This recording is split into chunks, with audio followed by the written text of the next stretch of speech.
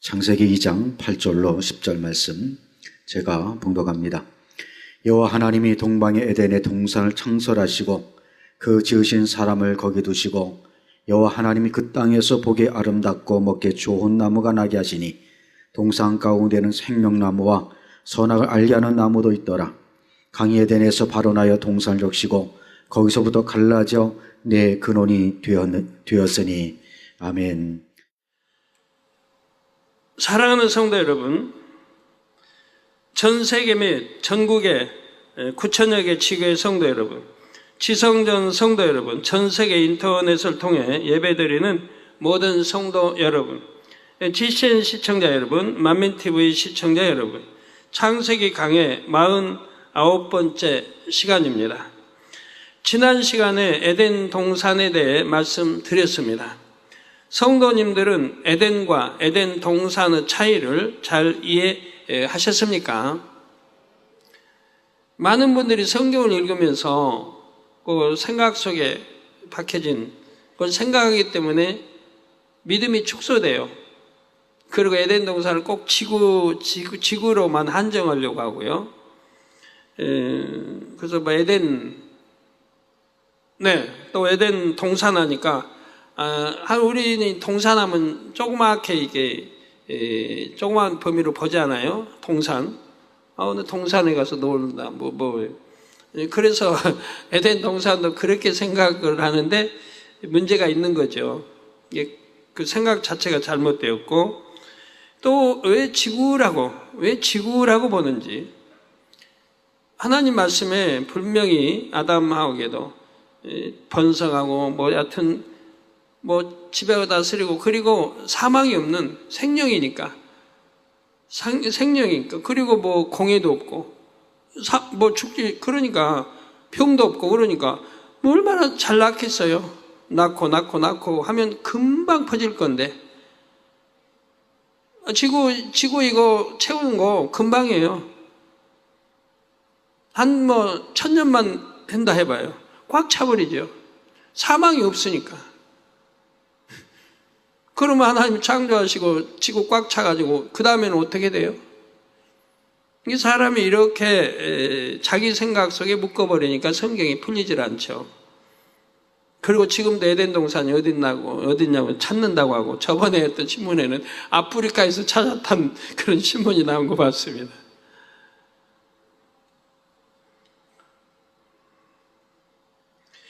이해하기 쉽게 서울과 서울 대공원을 비유들어 보겠습니다. 서울과 서울 대공원은 엄연히 다르지요. 서울 대공원은 공원들 중 하나로 서울이라는 이름을 가졌을 뿐입니다. 서울과 서울 대공원은 면적이 다르고 용도도 다르지요. 이처럼 에덴과 에덴 동산도 확연히 다릅니다. 에덴 동산은 둘째 하늘의 에덴 안에 있는 특별한 공간이지요. 아담과 그의 후손들이 살 수 있도록 하나님께서 조성해 주신 것입니다. 그러니까 아담 하와의 그 이후로 수많은 세월이 흘렀습니다. 그동안 그들은 계속 낳고 번성해 낳고 살아갑니다. 그러면 얼마나 넓어야 되겠어요? 앞으로도 계속 낳고 살아갈 텐데. 그러니까 우리가 제1하늘, 우리가 보는 우리 제1하늘 넓이를 전에 말씀드렸죠. 머리로 계산할 수가 없어요. 은하계만 얼마 많고 우주 공간 얼마나 넓어요. 그런데 제2하늘은 더 넓단 말이에요. 거기에다가 이제 어둠의 공간, 원수마귀가 차지하고 있는 어둠의 공간, 또 빛의 공간이 나누어서 예를 들어 절반만 잡는 거예요. 제2하늘의 절반만 차지한다고 해봐요. 그래도 얼마나 넓어요. 끝도 없죠. 둘째 하늘의 에덴 안에는 에덴 동산 외에도 특별한 공간이 더 있지요. 예를 들어 장차 성도들이 주님과 7년 혼인잔치를 하는 공간도 에덴 동산이 아닌 에덴에 있습니다. 이게 창세를 구원받는 영혼들이 이제 7년 혼인잔치 할 텐데 거기도 엄청 넓어야 하잖아요. 에덴 동산이 아닌 에덴 안에 있다 이 말입니다. 지난 시간에 에덴 동산의 환경을 몇 가지 말씀드렸습니다. 사계절이 뚜렷하지 않고 밤이 없었다 했고 기온의 변화로 시간의 흐름을 안다 했지요. 개인적으로나 가족 단위의 집이 없고 아름다운 장막에서 쉰다 했고요. 그리고 대부분이 발가벗은 채 생활해도 악이 없기 때문에 아무 문제가 없다 했습니다. 머리급들만 이제 옷을 입는데 그 옷이 보니까 꼭 제복 같아요. 그런 옷들을 입었어요. 이 땅에서처럼 뭐 화려하게 그런 입을 필요도 없잖아요. 거기는 희노애락이 없으니까. 그래서 옷이 제복 같은 옷으로 내가 지도자의 위치에 있다 하는 이제 그런 표시가 되죠. 그러면 천국도 악이 전혀 없는 곳인데 왜 천국에서는 옷을 입을까요? 천국은 이 땅에서 인간 경작을 받은 사람들이 가는 곳이기 때문입니다. 옷을 입지 않는다 해서 죄를 지을 리는 없지만 이 땅에서 옷을 입고 지냈던 사람들이므로 천국에서도 옷을 입는 것이 자연스럽지요. 옷을 벗었다 해서 천국에 부끄럽고 그런 건 없어요. 악 자체가 존재하지 않으니까. 원수마귀 사단이 없고. 그렇지만 이 땅에서 옷을 입고 경작을 받았기 때문에 천국에 가서도 옷을 입게 된다 이 말입니다. 또한 천국에서는 옷이 그 사람의 상급과 영광을 나타내는 수단이 되기도 합니다. 얼마나 영광에 따라 옷이 다르고 또 얼마나 상급에 따라서 옷과 빛과 모든 문양들이 달라집니다. 그런데 에덴 동산에도 간혹 옷을 입은 사람들이 있습니다. 이들은 머리급에 해당하는 사람들입니다. 에덴 동산은 매우 넓고 인구도 무척 많기에 나름대로 조직이 있고 질서가 세워져 있습니다. 조직이 있고 질서. 영의 질서가 있고 육의 질서가 있어요. 이걸 어겨서도 안 된다 이 말입니다. 하늘나라, 하나님 나라에도 이 영의 질서가 깨지면 안 되죠. 사단의 세계도 질서가 엄연히 있어서 그 질서가 무너지면 사단의 나라가 존재할 수가 없습니다. 우리 주님도 그렇게 말씀하셨죠. 그래서 영의 질서가 있는 거예요. 교회 안에도 질서가 있는 거예요. 목사님들 다 서열이 있어요. 그럼 그 안에 절대적으로 순종해야 되는 거예요. 내가 나이가 많다고 해서, 내가 선배라고 해서, 아니 또는 무시하고, 내 위치가 이렇다고 무시하고, 그 영의 질서를 깨는 것은 하나님이 용서하지 않습니다. 거기다 또 육의 질서가 있어요. 여러분 가정에도 할머니, 할아버지, 부모님이 있고 엄마, 아빠, 뭐 형제, 형, 뭐 동생 다 질서가 있어요. 회사에도 질서가 있고 또 뭐 직분상 질서가 있고 그래서 영의 질서, 육의 질서를 잘 지켜야 하는 것입니다. 이런 걸 어기는 거를 어기는 게 다 죄인 것이라 이 말이에요. 근데 영의 질서를 어기는 것은 하나님의 법도를 어기는 것 같아요.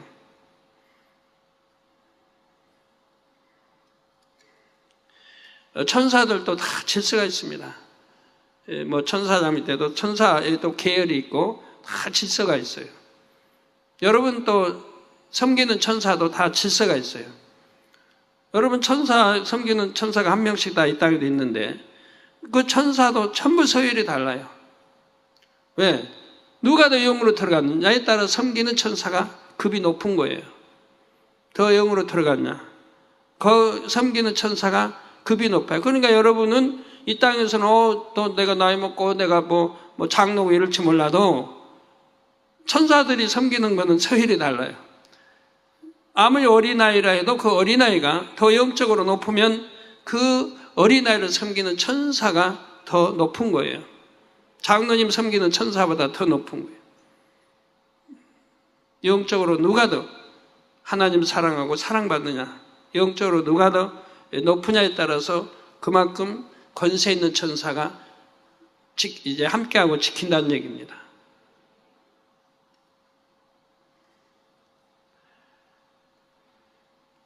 에덴 동산은 매우 넓고 인구도 무척 많게 나름대로 조직이 있고 질서가 또 세워져 있습니다. 일정한 단위로 그룹이 나뉘고 각 그룹마다 머리가 있지요. 그룹에 소속된 사람들은 머리의 지시에 따라 순종하며 조화롭게 살아갑니다. 이게 에덴 동산은 싸움이 없고 혈기 이런 게 악이 없기 때문에 얼마나 질서에 따라 바로 순종하고 조화롭게 살아간다 이 말입니다. 단순히 없다면 희노애락이 없기 때문에 그게 문제죠. 뭐 즐겁다, 행복하다, 기쁘다, 감사하다, 뭐 사랑한다 이런 거는 모르고 살아가는 거죠. 여러분 뭐 짐승들도 그렇잖아요. 짐승의 왕 사자하면 그들이 무슨 이렇게 막 즐겁다, 행복하다, 감사하다, 사랑스럽다. 어느 새끼가 더 사랑스럽고 그런 게 어디 있습니까? 이처럼 머리의 역할을 하는 사람들은 다른 사람들과 구분되도록 옷을 입습니다. 에덴 동산에서 옷은 머리된 사람이라는 지위를 나타내는 구별 수단일 뿐이지요. 부끄러움을 가리기 위해서, 몸을 치장하기 위해서 입는 것이 아닙니다. 성도 여러분, 에덴 동산의 자연 환경은 지구와 거의 비슷합니다. 온갖 꽃과 나무들이 있고 각종 동물이 있지요.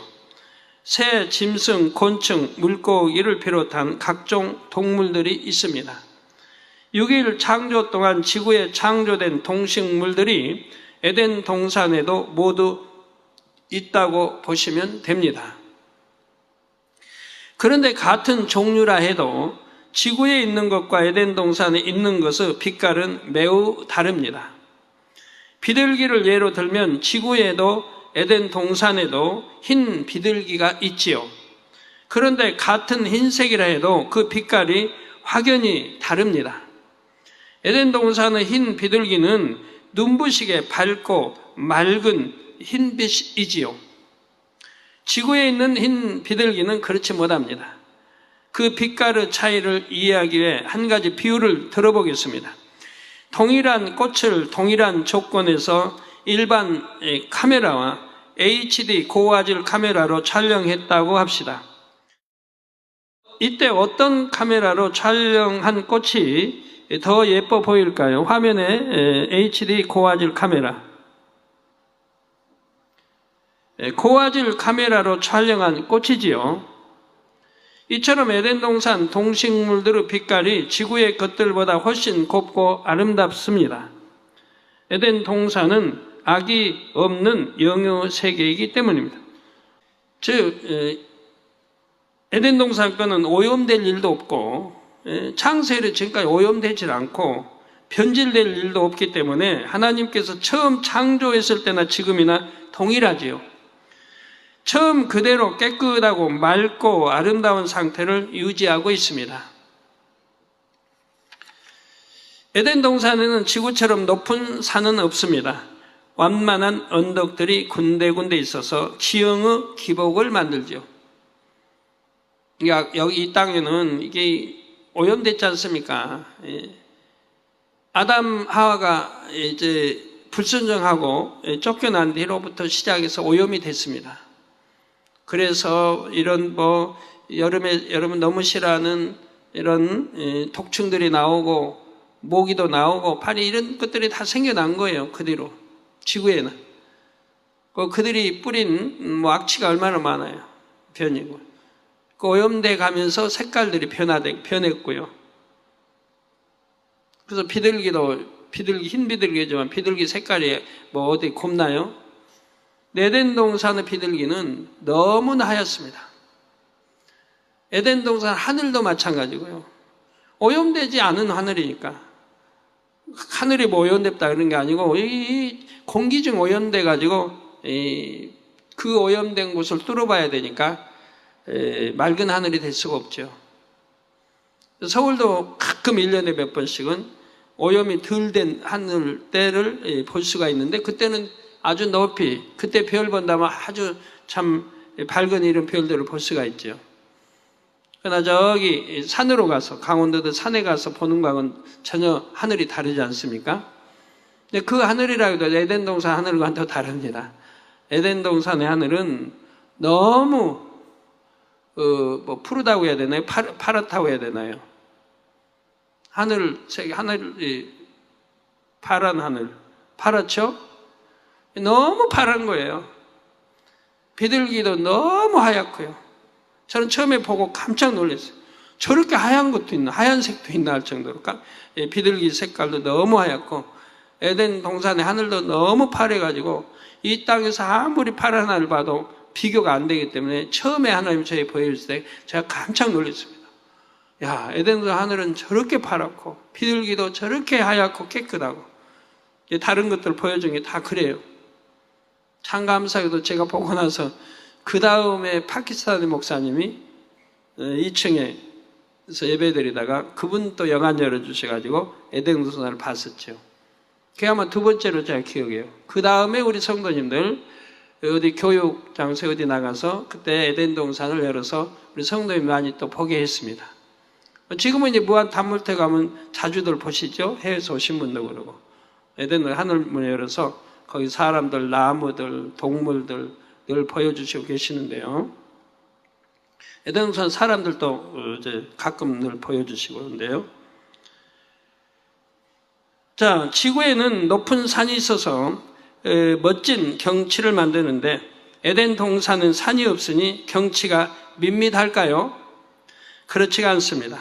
에덴 동산에서는 구름이 멋진 경치를 만들어 줍니다. 다양한 모양으로 시시각각 변하며 아름다운 장면을 연출하지요. 비행기를 타고 가면서 구름을 위에서 내려다 본 적이 있으신지요? 구름이 바다를 이루고 산을 이루며 시시각각 모양을 바꾸기도 하지요. 예, 저 구름이 나옵니다. 자, 얼마나 멋있는지. 위에서 보면 구름이 바다를 이루고 있죠. 예, 참. 저런 모양들을 에덴 동산에서는 저보다 더 아름다운 모양들을 늘 연출이 되고 보고 볼 수 있다는 얘기입니다. 에덴 동산에는 이 땅 구름보다 훨씬 빛나고 예쁜 구름들이 멋진 경관을 만들어내는 것입니다. 제가 세계 다니면서 멋진 구름은 저기에서 많이 봤습니다. 아르헨티나에서 어디 휴양지 거기 가면서 그 펼쳐진 구름들은 정말 너무 멋있어요. 언제 거기 가서 촬영해 갔으면 너무 좋겠어요. 에덴 동산의 환경에 대해서는 앞으로 차차 더 설명해 드리겠습니다. 본문 9절을 보면 여호와 하나님이 그 땅에서 보기에 아름답고 먹기에 좋은 나무가 나게 하시니 동산 가운데에는 생명나무와 선악을 알게 하는 나무도 있더라 했습니다. 동산 가운데. 앞서 말씀드렸듯이 에덴 동산에도 지구처럼 수많은 식물들이 있지요. 그 중에는 열매 맺는 과일 나무들도 많습니다. 본문 전반절에 보기에 아름답고 먹기에 좋은 나무가 나게 하셨다는 말씀과 같지요. 에덴 동산 사람들은 이러한 과일들을 먹고 삽니다. 그런데 수많은 과일나무 중에서 조금 특별한 두 나무가 에덴 동산의 중앙에 자리하고 있습니다. 바로 생명나무와 선악을 알게 하는 나무지요. 에덴 동산의 중앙인 이곳은 다른 곳보다 지형이 더 높아서 두 나무는 눈에 잘 띕니다. 서울에 있는 남산타워도 눈에 잘 띄지요. 또 남산타워 전망대에 올라가면 서울 전역이 보입니다. 물론 큰 산에 가려진 뒤편은 안 보이지만 그래도 대부분 보이지 않습니까? 날씨가 좋을 때는 인천 앞바다까지 보인다고 합니다.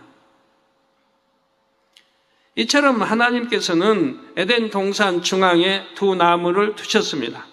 이 두 나무는 잎사귀가 매우 풍성하며 열매도 많이 맺혀 있습니다. 에덴 동산에 있는 나무 열매들은 모두 맛으로나 향으로나 빛깔로나 이 땅에 있는 것들보다 훨씬 좋지요. 그런데 에덴 동산 중앙에 있는 이 두 나무의 열매는 그 가운데서도 월등히 뛰어납니다. 눈으로 보기에도 확연히 차이가 나지요. 두 나무의 열매는 두 손으로 안아야 할 만큼 상당히 큽니다. 이와 비슷한 크기의 이 땅 과일로 메론을 예로 들 수 있습니다. 메론의 크기는 지름이 보통 20에서 25cm라고 하는데 저 메론 나오죠? 저 정도의 크기라고 생각하시면 되겠습니다.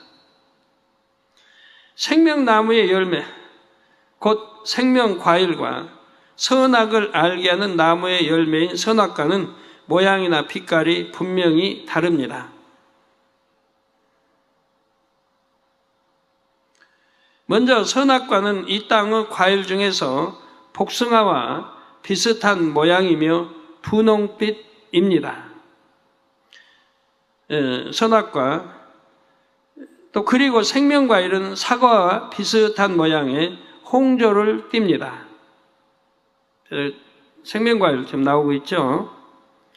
아주 빨갛지 않으면서 약간의 홍조를 띤 아름다운 빛깔이지요. 지금 선악과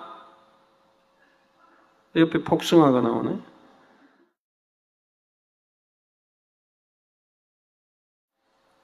또 생명과일 또 사과. 비교가 잘 되죠. 그런데 생명과일은 에덴 동산뿐만 아니라 천국에도 있습니다. 계시록 2장 7절 후반절에 이기는 그에게는 내가 하나님의 낙원에 있는 생명나무의 과실을 주어 먹게 하리라 했습니다. 에덴 동산 아니고 낙원 즉 말씀하죠. 계시록 22장 2절에서는 새 예루살렘의 생명수 강 좌우에 생명나무가 있어 12가지 실과를 맺되 달마다 그 실과를 맺는다고 했습니다. 생명나무의 종류는 여러 가지임을 알 수 있지요. 새 예루살렘에는 12종류가 있고요. 새 예루살렘의 생명나무에서는 12가지 생명과일 열매가 끊임없이 맺힙니다. 이런 여러 생명과일 중에서 에덴 동산에 있는 것은 모양과 빛깔이 홍조를 띤 사과와 비슷하다는 것입니다.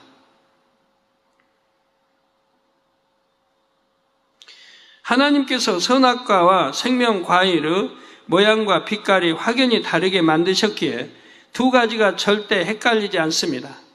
어느 것이 생명과일인지 어느 것이 선악과인지 분명히 알 수가 있죠.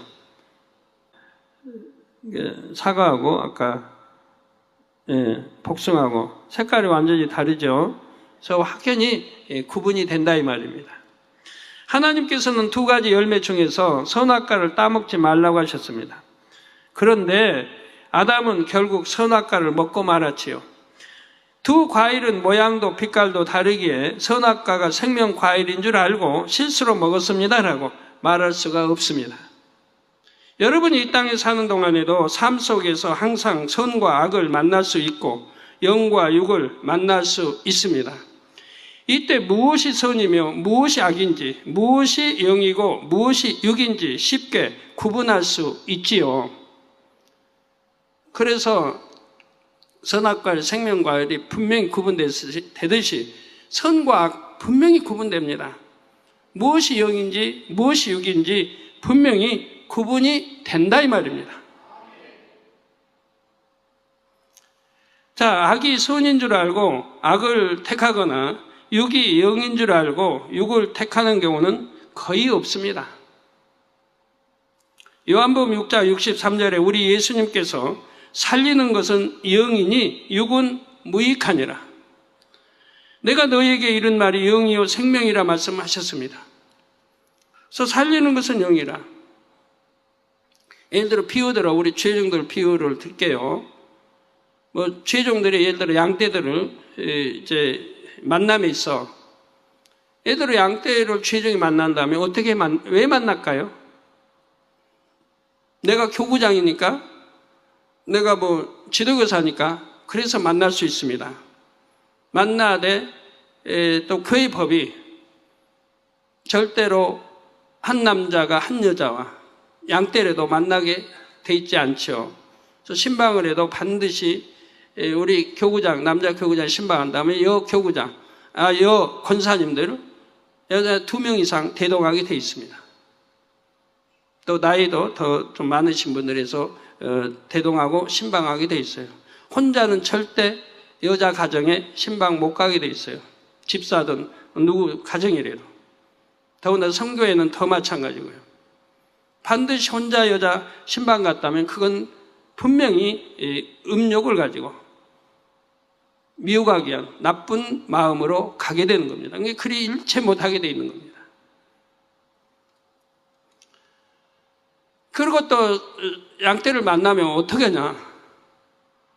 어찌하든 믿음 심어주고 영혼이 잘 되게 해주고 죄 버리게 해주고 기도하게 해주고 그리고 어떤 천국 좋은 천국 새 삶에 인도하기 위한 그런 만남이 되는 거예요. 신방을 해도 그렇고 그런 목적으로 신방하고 그런 목적으로 상담하고 문제 해결해주고 그런 목적으로 만나는 것이라 이 말입니다.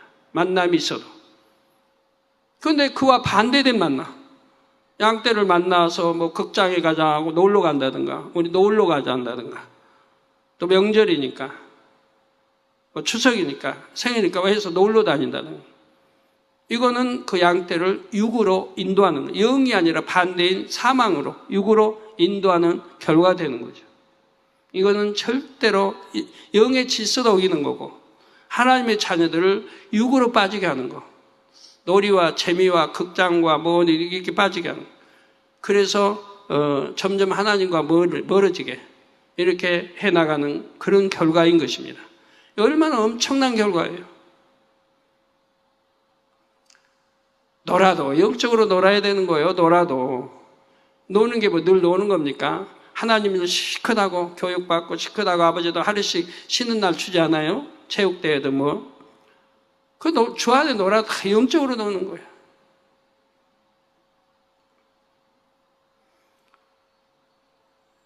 근데 육으로 오늘 쉬니까 교육 3일 올라와서 받았으니까 목요일날 하루 쉬니까 우리 저기 극장이나 가자고 세상 극장으로 많이 갔다고 해요.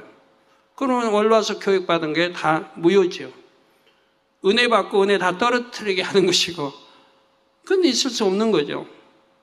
그런 육의 신방, 육의 만남은 절대로 있어서는 아니 되는 거예요. 어찌하든 만났으면 그 영혼을 잘되게 해줘야 되고 믿음도 심어주고 생명도 심어주고 천국 새 삶을 향해 갈 수 있도록 힘을 주고 이렇게 문제 해결해주고 이렇게 만남이 돼야 되는 거라 이 말입니다.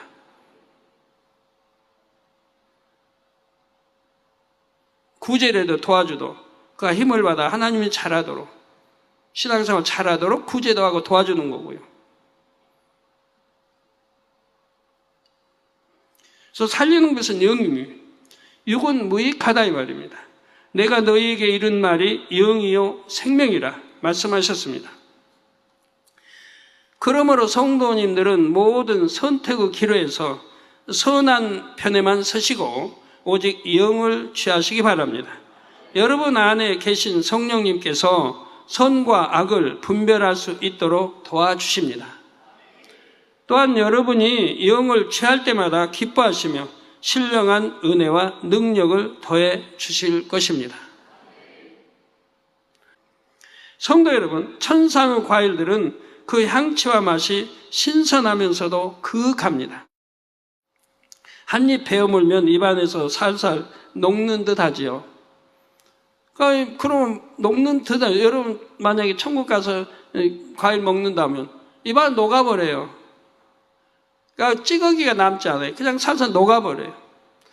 그런 과일도 있는데 그런 과자도 있잖아요. 입에 넣으면 살살 녹아서 그냥 아무것도 안 남는 그런 게 뭐라고 그럴까 이름이 안 나네.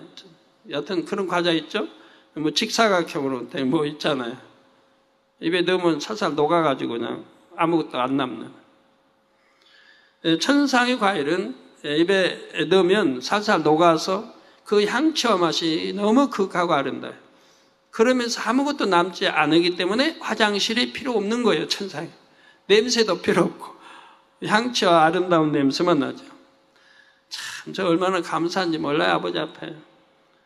십자가의 도 설명해 주실 때 그 생명과일을 저에게 먹여주신 적이 있습니다. 근데 직접 이렇게 먹여주셨다는 게 아니고 그 십자가의 도 말씀을 받을 때 그 생명과일을 먹는 느낌을 주셨어요. 그러니까 그 맛이 지금도 기억해요. 세월이 25년이 지났는데도 그 맛의 향취를 지금도 기억합니다. 너무 그 향취와 맛이 좋았기 때문에. 그래서 천국 가서 막상 따서 먹는다면 얼마나 맛있을까. 그 느낌만 주셨는데도 그런데 제가 천국의 느낌을 두 가지를 받았다고 전에 설명했죠. 그 과일 맛 느낌과 또 꽃향기 느낌을 맡게 했습니다. 그 꽃 산책길을 걷는데 그 꽃이 그냥 활짝 펴고 이렇게 하면서 하나님의 아들들이면 환영을 하거든요. 쫙 펴고 쫙 펼 때 쫙 펴가지고 오므리면서 그 꽃의 향취가 꽃마다 향이 다른데 향취가 찾아오는 그 주인을 향해 꽃으로 보면 주인이죠. 하나님의 아들들 향에 쫙 풍겨주는 거예요. 그 냄새를 맡으면서 그 꽃에게 다가가는 거예요. 그 향취를 느끼게 해주셨습니다. 그래서 두 가지 천국에 대한 이 두 가지 맛과 꽃 향기를 맞으면서 제가 계시를 받았던 적이 있는데요. 그래서 그 향을 지금도 잊지를 못합니다. 느낌이 너무 강했으니까요. 이 땅 어떤 과일과도 비교할 수 없는 맛과 향을 갖고 있습니다. 예전에 제가 천국에 대한 계시를 받을 때 하나님께서 제게 천국 과일의 맛을 느끼게 해주신 적이 있습니다. 그때 머리에서 발끝까지 온몸이 그 과일 맛과 향에 휩싸여서 온몸이 생기로 충만해졌지요. 성도님들도 장차 천국에 가시면 이 생명 과일을 마음껏 드실 수가 있습니다. 천국에 있는 생명 과일은 에덴 동산의 것보다 맛과 향이 훨씬 진합니다. 에덴 동산과는 비교가 안 되고요. 또 천국에서 낙원과 새삼의 과일 맛 비교가 안 됩니다. 물론 에덴 동산과 낙원과의 과일 맛 비교가 안 됩니다. 어디께 좋을까요? 낙원께 훨씬 맛이 좋죠. 에덴 동산보다, 맛보다. 근데 에덴 동산과 또 새 예루살렘의 과일과는 맛이 또 완전히 다르다 이 말이에요. 뭐 이 땅에도 그렇잖아요. 사과하면 어느 지방 산 사과는 너무 참 달고 맛있고 어디 거는 그냥 뚝뚝하고 맛도 없고 뭐 배도 모르고 감도 모르고 다 다르지 않습니까? 우리 일본에 저번에 50팀 다녀와서 당회장님 일본의 과일은 너무너무 맛있어요. 당회장님 사다가 드리고 싶은데 그게 뭐 마음대로 안 되니까 못했다고. 너무 달고 맛있더라고 그래요. 네, 그래요. 이스라엘에 가면요 감이 또 그렇게 답니다. 감이. 다른 거는 단 거 뭐 우리 한국보다 더 달다는 거 못 느끼겠는데 감만은 아주 달더라고요. 그래서 이스라엘 가면 이제 감은 참 많이 먹는데. 네, 물론 천국에서도 낙원보다는 새 예루살렘의 생명과일이 훨씬 더 맛있고요. 더구나 새 예루살렘에는 생명과일만도 그 종류가 12가지나 있다 했지요. 그러므로 꼭 새 예루살렘에 들어가 그 맛과 향을 직접 확인하는 모든 성도님들이 되시기를 바랍니다. 이제 본문 10절로 들어가겠습니다. 강이 에덴에서 발원하여 동산을 적시고 거기서부터 갈라져 네 근원이 되었으니라고 했습니다. 이어지는 11절부터 네 강의 이름과 강이 흐르는 지역이 나오지요. 이 네 강의 발원지는 에덴이라 했습니다. 에덴 동산이 아니지요. 에덴에서 발원한 강이 에덴 동산으로 흘렀습니다.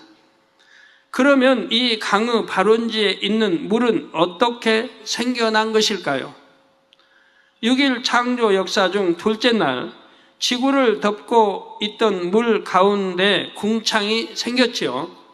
물은 궁창을 기준으로 궁창 아래물과 궁창 위의 물로 나뉘었습니다. 궁창 아래물은 창조 셋째 날에 지구의 바다를 이룹니다. 그리고 궁창 위의 물은 둘째 하늘로 옮겨졌다 했지요. 바로 이때 둘째 하늘로 옮겨진 물이 에덴의 강을 이루는 근원이 되었습니다. 에덴에서 발원한 강은 에덴 동산을 두루 돌아 흐릅니다. 천국 생명수강이 하나님의 보좌로부터 나와 천국을 두루 돌듯이 에덴 동산에도 두루 돌며 흐르는 강이 생긴 것입니다. 에덴 동산의 자연 환경은 지구와 매우 비슷하여 물이 꼭 필요합니다. 에덴 동산의 동식물은 이 물로 인해 충만함을 입고 생명을 유지할 수 있지요.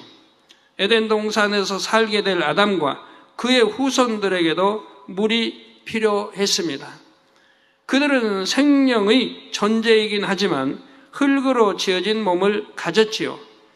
몸에는 피가 순환합니다. 이것은 그 몸에 물이 필요하다는 의미입니다. 이처럼 에덴 동산에도 물이 필요하기에 하나님께서는 궁창 위의 물을 둘째 하늘로 옮기셨고 에덴의 강 근원이 되게 하셨습니다. 그런데 10절 후반절에 보면 강이 또 거기서부터 갈라져 네 근원이 되었다 했지요. 여기서 거기는 에덴의 강 발원지입니다. 둘째 하늘에 있는 물의 근원지이지요. 이 둘째 하늘로 옮겨진 궁창 위의 물은 에덴 동산 강의 근원지도 되며 네 강의 근원도 된다는 사실입니다. 그러니까 에덴에 이제 물을 하면은 그 양이 말이에요. 이 지구는 뭐 페인이 바다를 덮는 것이지만 그 당시 물은 지구 온통 다 물로 덮였으니까 이 물의 양이 어마어마하죠. 그것이 다 궁창 위로 올라갔다는 얘기예요. 그런데 이 네 강은 에덴 동산이 아닌 지구에 있습니다. 둘째 하늘에 옮겨졌던 물이 다시 지구의 네 곳으로 쏟아져서 큰 강을 만들었지요. 6일 창조 역사 중 넷째 날 이후 지구에 기상현상이 나타났고 육지에 비가 내렸다 했습니다. 그 전에는 지구에 바닷물만 있었고 육지에는 물이 없었지요. 비가 내린 후에야 육지에도 물의 흐름이 생겼습니다. 그렇지만 이때는 많은 물이 흐르는 강은 아직 생기지는 않았다 했지요. 일반적으로 계곡의 가느다란 물줄기들이 여러 개 모여서 시내를 이루고 또 여러 시내가 모여 강을 이룹니다. 그런데 인류 문명의 발상에 영향을 준 큰 네 강은 그렇게 만들어진 것이 아닙니다. 하나님께서 둘째 하늘에 있는 물을 지구의 네 곳에 쏟아 부으심으로 만드셨지요. 집중호우가 내릴 때 보면 마치 하늘에서 물을 들이붓는 것 같습니다. 하나님께서는 지구의 네 강을 만드실 때 둘째 하늘의 창을 열어 에덴의 강의 근원된 물이 네 지역으로 쏟아지게 하셨습니다. 이게 하늘의 창이 열려 물이 지금 지구로 쏟아지게 했다 이 말이에요. 하늘에 창이 있어요? 창문이 있어요? 있어요, 없어요? 있죠. 예. 노아 때도, 노아 홍수 때도 나오잖아요. 하늘에 창이 열려서 쏟아져서 지구를 덮어버리잖아요. 지구 높은 산까지 다 덮어버리잖아요. 얼마나 많은 양이 내려왔으면 이 지구를 다 덮어버릴까요? 높은 산까지 다. 물로 창일하게 했던 것을 보지 않습니까? 그러니까 얼마나 많은 양이 또 땅 밑에서 솟구쳐 오르고. 이와 같은 일이 또 한 번 성경에 나오지요. 바로 노아 홍수 때에도 하늘의 창들이 열려서 둘째 하늘의 물이 지구에 쏟아졌습니다. 그때는 지구의 저녁에 하늘이 열려 40일간 비가 내렸지요.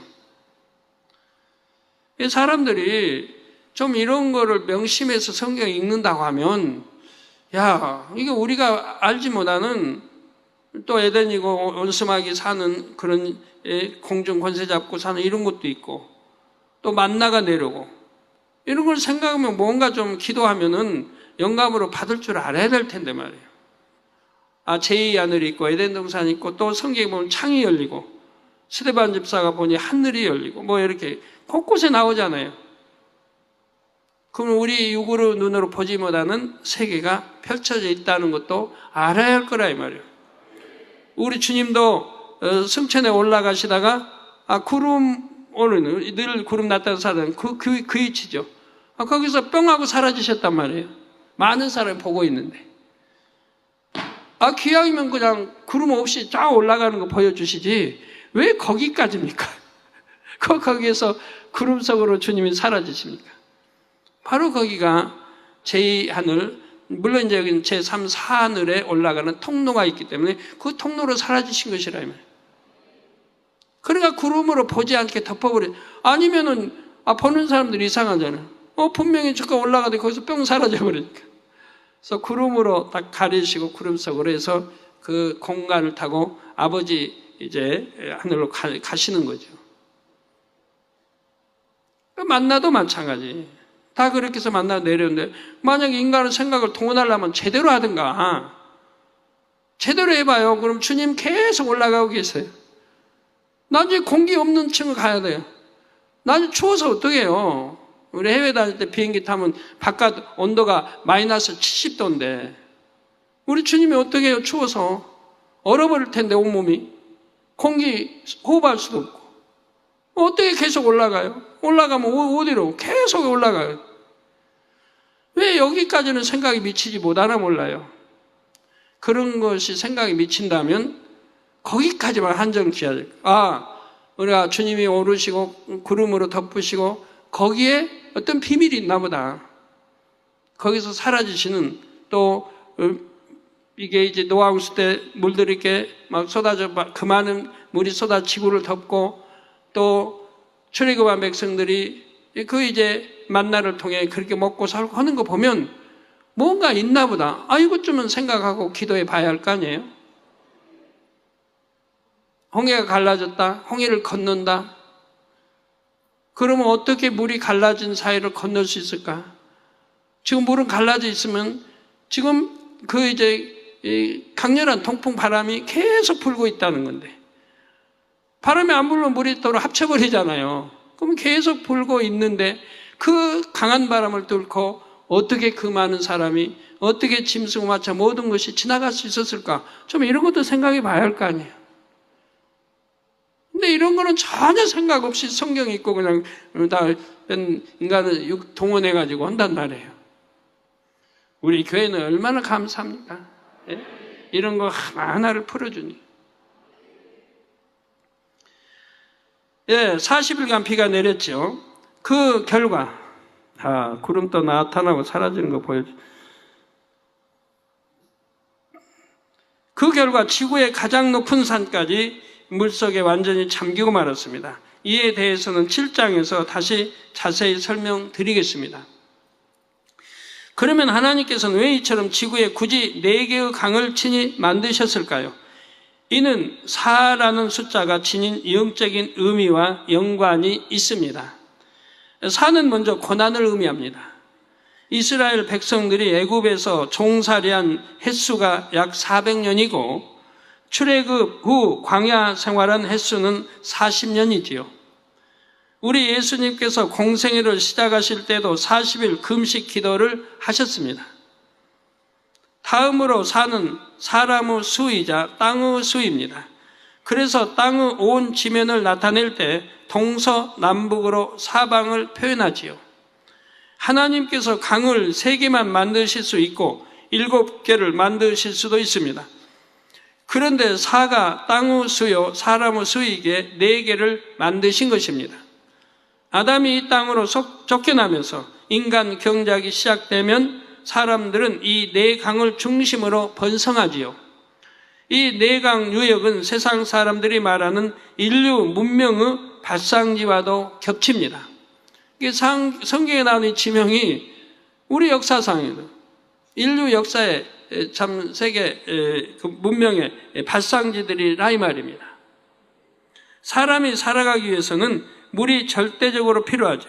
사람이 마시기 위한 것뿐만 아니라 생활 전반에 꼭 필요합니다. 농사를 짓는데도 필수적이죠. 그래서 사람들은 강 주변에 모여들었고 촌이 형성됐으며 점점 그 규모가 커졌습니다. 이처럼 강은 인류에게 있어서 매우 중요한 의미를 지니죠. 하나님께서 이러한 강 넷을 친히 만드심으로 인간 경작을 위한 조건이 이제 모두 갖춰졌다고 볼 수가 있습니다. 그런데 이 강들은 하나님께서 처음 만드셨을 때의 모습에서 많이 변형되었습니다. 수많은 세월의 흐름 속에서 지형이 변하면서 강의 위치도 달라졌죠. 그러니까 그 수많은 세월, 수백 년, 수천 년, 그 수많은 세월 속에서 강의 위치도 달라졌다 이 말이에요. 우리 중국에 가면 이제 홍해 중국에 가면 그 무슨 강? 황하강? 그 황하도 그 중국 워낙 넓은데 이렇게 그 강 길이도 아주 굉장히 또 강도 크고 폭도 이 황하강 하류들이 지형이 늘 바뀌는 거예요. 어느 때는 동네가 있다가 어느 때는 동네가 사라져요. 지형이 바뀌어요. 물줄기가 지형이 바뀌어가지고 이게 지형도 이제 많은 세월을 통해 늘 바뀌는 거예요. 그런데 얼마나 많은 세월 동안에 바뀌었겠습니까? 현존하는 강의 이름과 같다 하여 강의 위치와 모습도 지금과 같다고 여기서는 안 됩니다. 이것을 고려하지 않고 성경을 문자적 그대로 해석하여 현재 지구에서 그 강을 찾고자 한다면 자칫 오류가 생길 수도 있습니다. 하나님께서 이 네 강을 만드신 때는 지금으로부터 아주 오래 전이기 때문입니다. 어마어마한 세월이 흘렀다 이 말입니다. 지구 나이가 예를 들어 45년, 45억 년, 50억 년 한다면 그가 비교가 안 돼요. 아버지 지구가 물로 덮으신 이 세월은 훨씬 이전으로 거슬러 올라가야 되니까요. 하나님께서는 흙으로 아담을 지으시고 에덴 동산에 이끌어 들이신 후 지구에 이 네 강을 만드셨습니다. 아담은 에덴 동산에서 자손을 낳으며 셀 수 없이 오랜 세월을 지냈지요. 따라서 이 네 강의 역사도 무척 오래됐음을 기억해 주시기를 바랍니다. 다음 시간부터 네 강의 이름에 담긴 영적인 의미와 대략적인 위치를 말씀드리겠습니다.